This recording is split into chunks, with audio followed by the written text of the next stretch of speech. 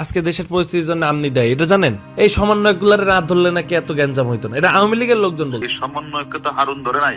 সমন্বয়কে ঊর্ধ্বতন কর্তৃপক্ষের নির্দেশে হারুনের কাছে হস্তান্তর করা হয়েছে। এটা তুমি লেখো এতে। না, আমি তো তোমার ওই যে বাসায় ছিলাম, উত্তর বাসায় ছিলাম। আজকে খালি বেরিয়ে আসছি যে চিন্তা করলাম যে ডাকাতি যেহেতু হচ্ছে, তোরা ডাকাতি ও সিলাই গিয়ে আমরা একটা ইয়ে মারলো, শর্ট করলো, বুঝলে না? এখন তো কোনো ইয়ে নাই, এখন হলো সব ইয়ে হয়ে গেছে টাকা। টাকা তো কোনো মানুষ না। আমার এখানে আল্লাহর রহমতে সব আছে, আমি দেশে যাবো কেন?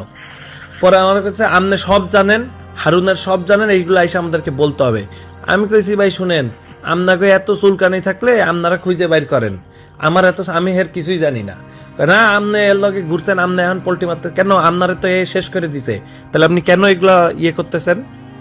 এই যে 5 জন সমন্বয়ক আমি আমার কাছে গেছিলাম, এদিকে আমি নিছি ভাই, কিন্তু একটা কথা কই, সবাই বলতেছে যে এটা আমনি আজকে দেশের পরিস্থিতির জন্য আমনি দেয়, এটা জানেন?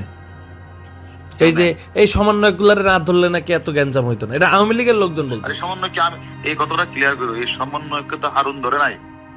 সমন্বয়কে ঊর্ধ্বতন কর্তৃপক্ষের নির্দেশে হারুনের কাছে হস্তান্তর করা হয়েছে। এটা তুমি লেখো এতে। এটা জন সমন্বয়কে যে আমনার জন্য এই দেশের অবস্থা দেয়। হ্যাঁ, আমি কি করলাম? ওই যে আমনার জন্য এই দেশে আজকে সমন্বয়করা, এই যে আমি না ধরলে এগুলা করতো না, তাই বলতেছে। আরে গাদা, এই সমন্বয়কে তো আমি ধরার সমন্বয়কে আমি ধরলাম। ধরার পরে কি এনে কমিশনার, আইজি, সচিব, প্রধানমন্ত্রী ছিল না?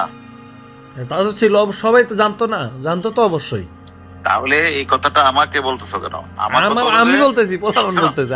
না, তুমি গ্যারান্টি লিখে দিও এই সমন্বয়কে, মানে স্বরাষ্ট্রমন্ত্রী, লেখা এগুলি স্বরাষ্ট্রমন্ত্রী, সচিব, আইজি, এসবি চিফ সহ অন্যান্যরা, এবার লিখে দিও অন্যান্যরা সম্মিলিত সিদ্ধান্ত ক্রমে তাদেরকে ডিবির কাছে হস্তান্তর করা হয়েছে সেফটির জন্য।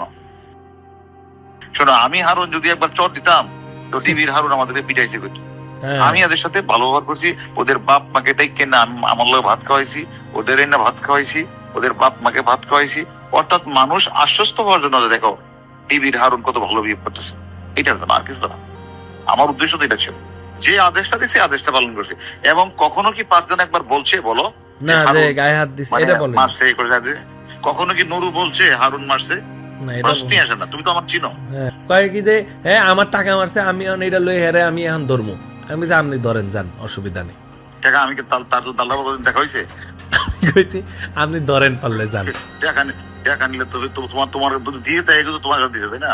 আমার বালের লোক দেখা হয়েছে আমার আল্লাহ বেটা আমার কাছে দিছে, আমি তো নিয়ে আপনাকে দিছি। সেটা অন্য বিষয়ের কথা। ওর লোক আমার কোনো কথা হয়েছে না, ওর সাথে কথা হয় না।